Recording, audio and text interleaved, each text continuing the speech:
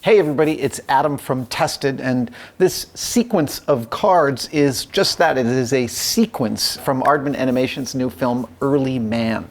And what you might not realize is that a film like this is so time-consuming to produce that before a single character is built or a single set is constructed, the entire film is drawn and then edited so that they know precisely what they're doing. And it's drawn by a series of talented artisans in the storyboard department. Ash Body is going to show us exactly how that process works. Ash, tell me what your job is. I am a story artist here, and basically that means we draw the film out before we shoot it. So it's a bit backwards to live action in that we edit the film before it goes to the floor to be shot. So you plot out every single shot and the layout of the scenes in drawing form long before they build any sets or build any characters. Yeah, before that, and then we quite heavily work with Nick, so he will sit there and brief us on a sequence, and there'll be a page of script and he'll talk through it, and that's quite an important part.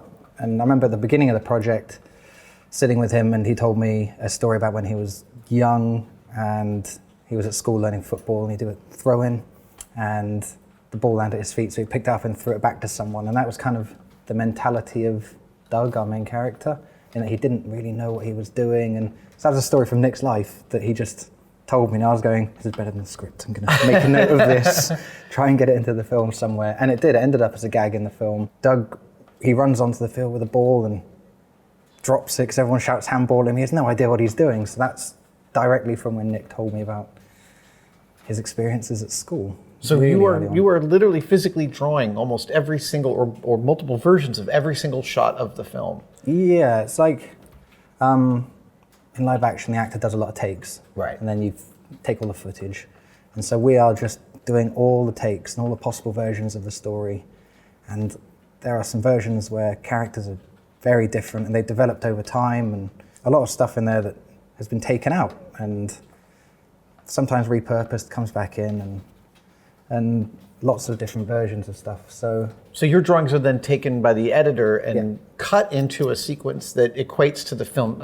I'm assuming in the beginning you don't have the final actor's voice performances. Is that right? No, we do a lot of scratch ourselves. Oh, so you record that? Yeah. Okay. I got to play Jürgen the German for a long time, and I was Dino the referee running around, which is quite fun in the recording booth because you're going, handball, handball.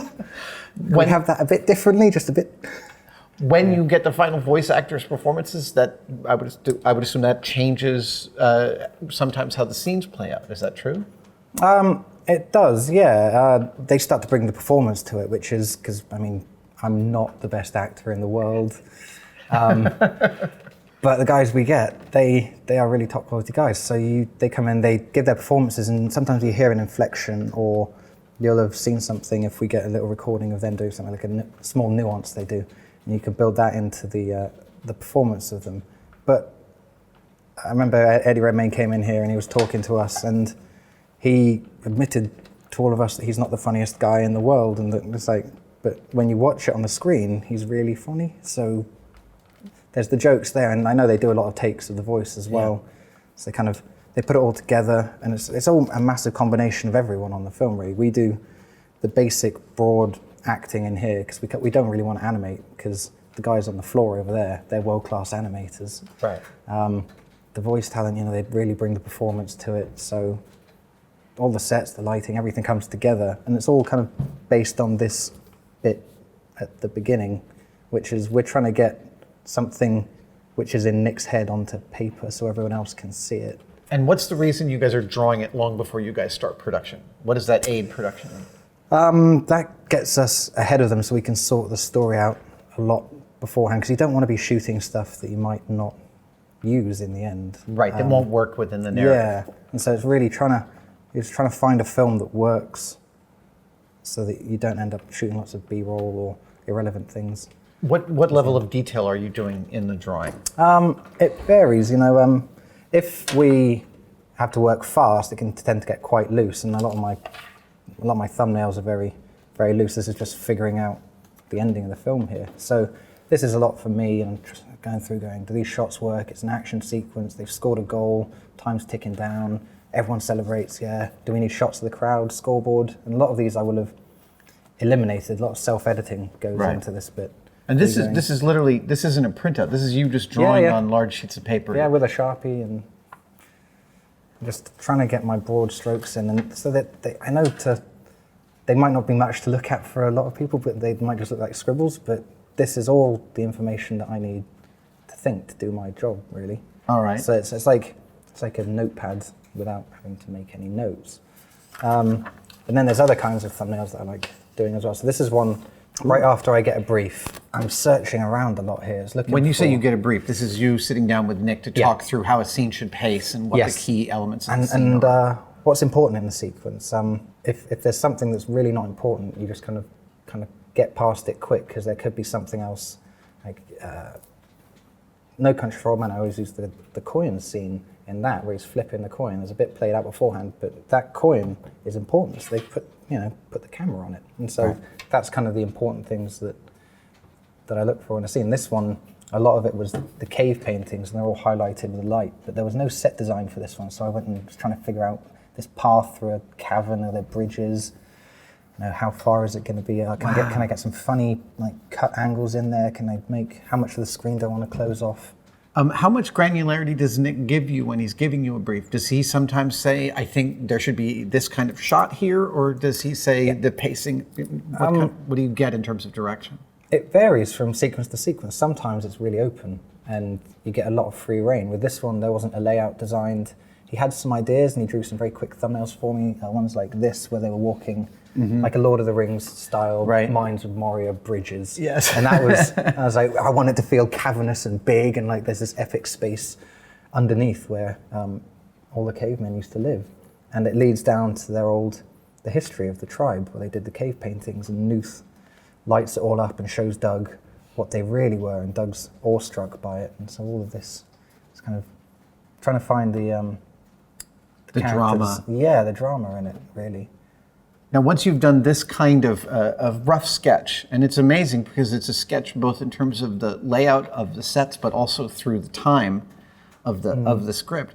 The next stage, I'm assuming you do some electronic drawing. Yes. Sometimes we scan these, but a lot of the time I just pin them up on the board for reference. And so I set my canvas to grey, and then I know I tend to block in with a really fat brush where I want the character to be. So I know he's going to be there, so I've looked at my thumbnail and know I'm going to have something like this. And that's because it's quick. I know how large he's going to be. I'm not getting refined in any particular detail at the moment. And then take another. Terrible with shortcuts, so I never really use them. And then I know he's looking over here because he's just seen something. So I can plot in his face. He's moving fast, so his hair's zipping away.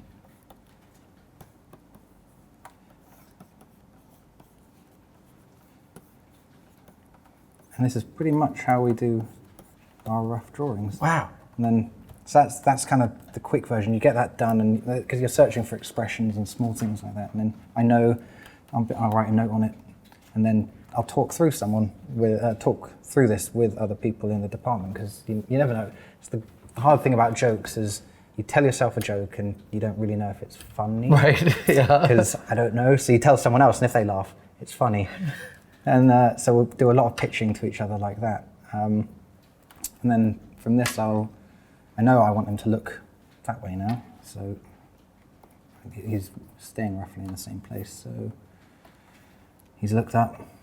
He's going to see something.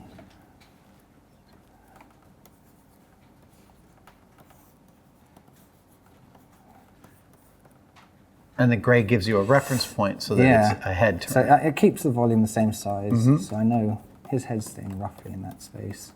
He's still moving fast, so his hair is peeling back behind his head. And then he sees something. So now I've just lowered that one down the opacity a bit. And each shot, so his eyebrows might go up a bit. Might draw the whites of his eyes in. You are hitting the main gestures of the animated joke. Yeah, and These aren't necessarily the expressions that the animator will use. Right. They are the ones that are the clearest to tell the story, and then the animator could use a whole other set, but he will look at this and understand the point of the scene through a few drawings, so that when he comes to, gets the luxury of movement and 150 frames to make it come to life. Wow. He can then bring it back. So we use layer comps to kind of sort all of the layers, how Photoshop works. And so now Doug is zipping along, and he looks up and goes, wow. So we've got that quick head turn. Seen something. Per day, a good speed after we've gone through our thumbnails and kind of laid everything out, roughed it out. It was about 50 to 70 per day. Per day is, I consider that a decent speed to be going. Some days you do less if it's a more complicated scene. Yeah. Action sequences can take a long time because there's choreography involved in them, and even though you try and avoid it, you do put little bits of coverage between each shot so that the editor has a bit of leeway to, if someone is going to kick the ball, they'll kick the ball in close up, and then when you have wide, you do the kick the ball again so they can choose the cutting point. Right. Yes, but in the course of the film, pushing towards 100,000-ish. Wow. Okay, so I just have this, I'm going to go back to your origin story. Like, is the job listing for your job, we need someone who can draw 100,000 drawings in 2 years? It's a bit longer than 2 years. I've been on Early Man for 3.5 years. Oh, wow. So, but there's a whole working and reworking scenes within this department. Over and over. It's there's a whole department of us, and there's 4 of us working on the film, and there's a lot that gets thrown away. Well, not thrown away, it just gets reused and kind of, it doesn't become irrelevant. The fact that you did it, it's almost like you're making the mistakes so that you're eliminating all the possibilities down to just what it could be. Because once they're shooting on stage, they don't have the luxury of trial and error. You're doing all the trial and error for the jokes, hopefully, here in this part of the process. And it's just, if there's 100 things it could be, we will get rid of 99 of them, and then you have the one thing left. We're not precious with any of our drawings. Like, I'm fully prepared, these 3 now, I could pitch them to Nick, and he goes, the expression's wrong. You just go, brilliant. And I spent, 25 seconds drawing it. Do you have an example of a more complex scene, like an action sequence, and how that might, how that lays out? Yep, because afterwards we go on to, we'll do this, run through it, and then we tidy them up a bit. So this is the actual sequence as it turned out. It was just a quick one.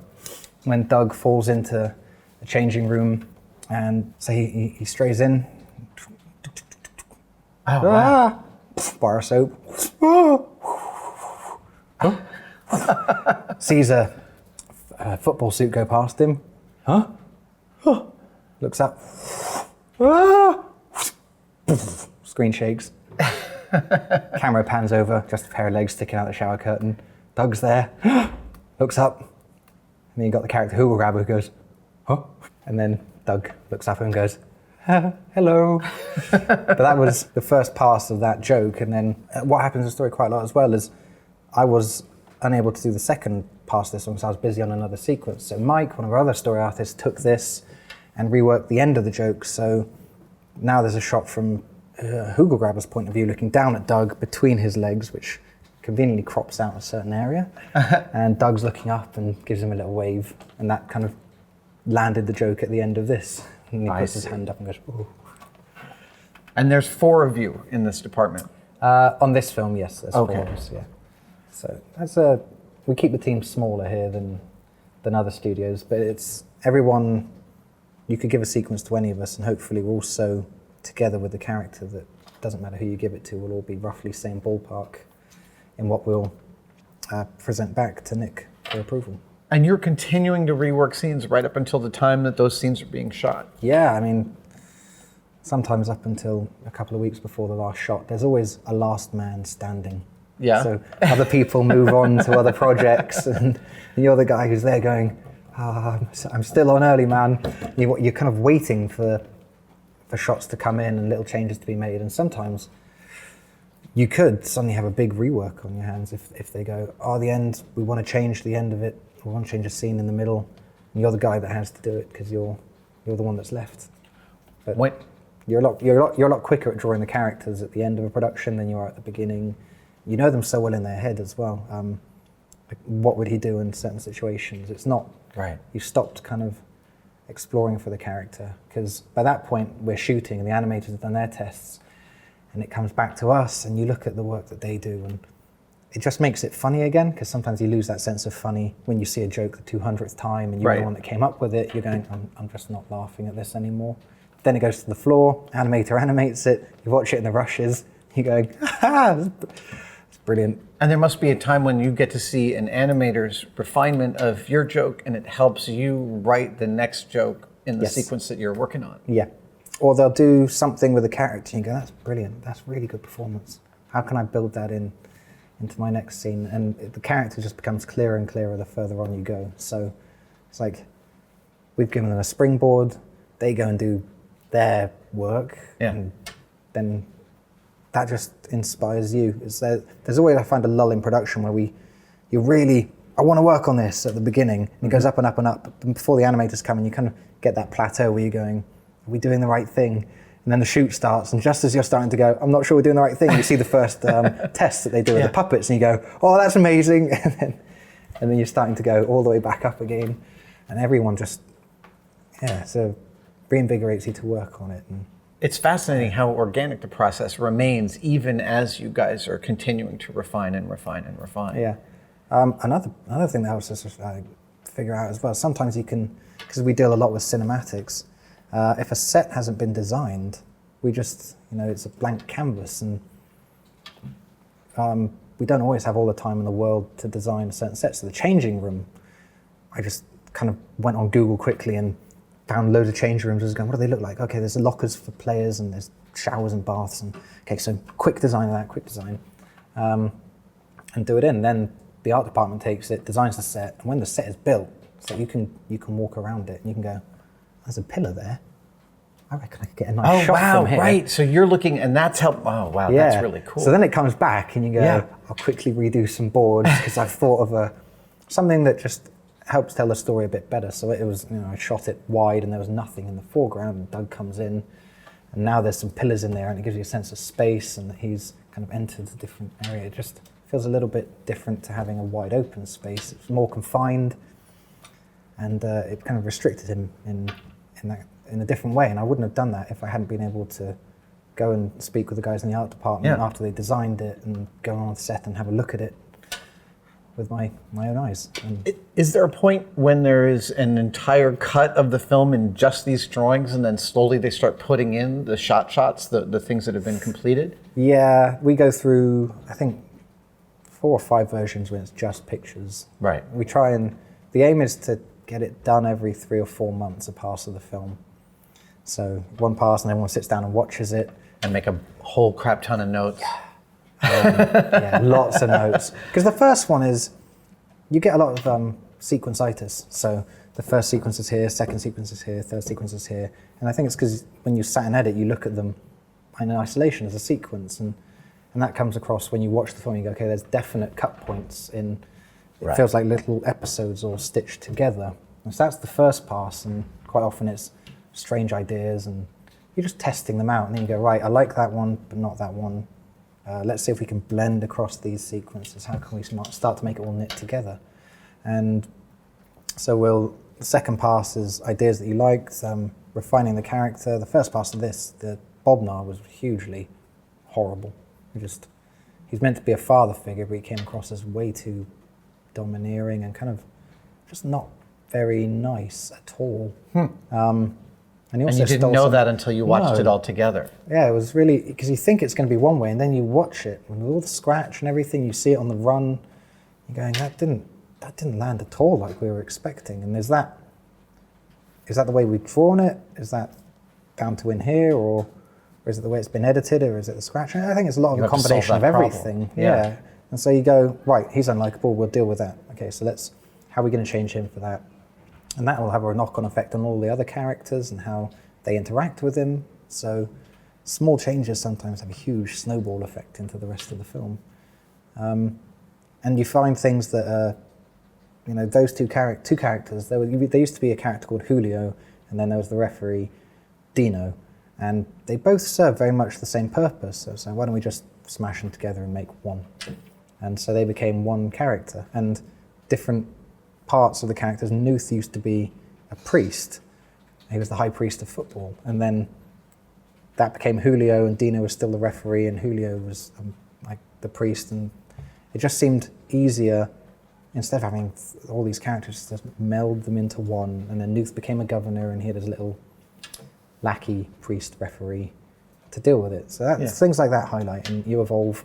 Are there jokes that are in the very beginning of the process that you're just sure are so good they're going to be in the end, but they somehow don't make it? Yeah. It's the ones that make Nick laugh straight away. Mike did one of them. It was when Doug falls out of the... he's in Nuth's quarters. He's snuck into the stadium. And he trips over. Hold on, you stay here. I'll go. Dunk into the glass, opens the glass, takes a step, and just falls down every single flapping chair in the stadium. Over the edge.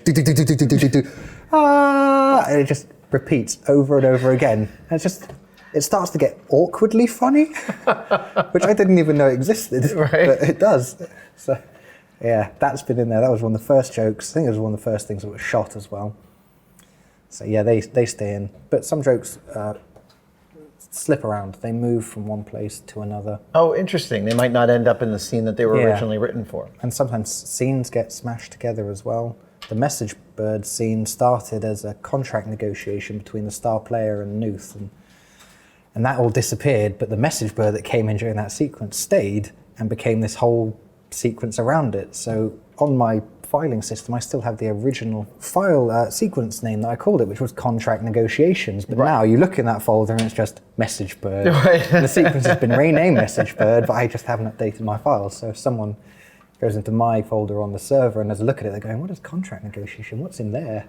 When you're all done with the film, do you take a break from drawing? Are you spent? Do you or do you just keep on moving right on to the next thing? Keep on drawing. I keep a sketchbook, so I go out every day and just draw people and things and stuff in the street. A lot of jokes come from there. You'll see someone do something, you go, that was funny. Make a note, put it in the film. So it's. You do need time to decompress between films. I rolled straight from Early Man onto our new film, and part of me wishes I could have had just a couple of weeks off to go. Yeah, I'll bet. And then it's like you're downloading into the Matrix and everything goes white, and then you can reload again and everything is back in the world and you're ready to draw again. What is it like at the film premiere when you finally see the film completed? Are you able to view it with new eyes, or is there part of you that's just deeply invested in all these little moments? I like the surprise of what the animator's done. So there's a certain point where I cut off going to see rushes. Yeah. And so going to the premiere, I sat there and I know exactly what the story is going to be, but I want to see how they've realized it. But at the same time, it's so nerve-wracking because I took my parents with me to the Pirates one. And sat there just gripping my chair because I'm not enjoying it because I'm hoping everyone finds it funny. And you're going, this is great, but what's everyone else thinking? And it's it was the same for the Shaun premiere. You're really nervous. Is the audience going to laugh at my jokes? I don't know how this is going to play. Right. Well, is the audience going to laugh at all of our jokes because everyone came up with them? And you sat there, and then they laugh in the places they're supposed to. But the one that really got me was in Shaun when there's a low bit in it and everyone is silent. And you're going, I've got the exact reaction I want. No one is laughing, which is, and you feel like some kind of puppet master. Like you're going, am I controlling everyone in this room right now? With you put it on the screen, and the whole film, it gets the reaction that you want out of an audience, and that's when you know you've got it. And that's at the premiere, and you're going, they nailed it. But the hot film as a whole, we did it. I'm amazed how many times you guys make the film before you make the film. Yeah, it is so backwards. It's like just editing before you've shot anything. I know some live action guys do it, like Hitchcock used to storyboard a lot, and the Coen brothers do bits and pieces of theirs, because it's quite an essential planning tool. It goes along, I know production use it to schedule stuff out, and the model makers will look at it for well, how many puppets are in that scene? And what do you mean there's 50 puppets in that scene? We can't build that many. And the animator's going, yeah, I can't animate 50 puppets in one shot. Yeah. And then the VFX guys go, why did you put water in there? It's like, why is water so hard to make? It's like the basis of life. But, yeah, so it's this massive tool that goes on to organize the project and becomes a lot more than just the storytelling. Yeah. So I'm very invested in the storytelling of it, but that's not, it goes on to become this massive tool. I'm sure Ben's shown you the boards where they cut them out and they plan everything. Yeah, it's something else. I remembered, another story.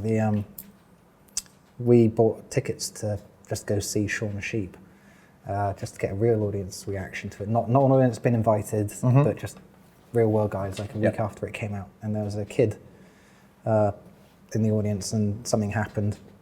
And he goes, oh no, Shaun's going to get it now. And you're going, this film has no dialogue in it, and there's a 6-year-old who got that. That's great. Yeah. That's really satisfying. Yeah. Small things that make you go, did it. Ash, thank you so much for revealing this part of the process. Yeah, it was great to meet you. Very nice to meet you. Cheers.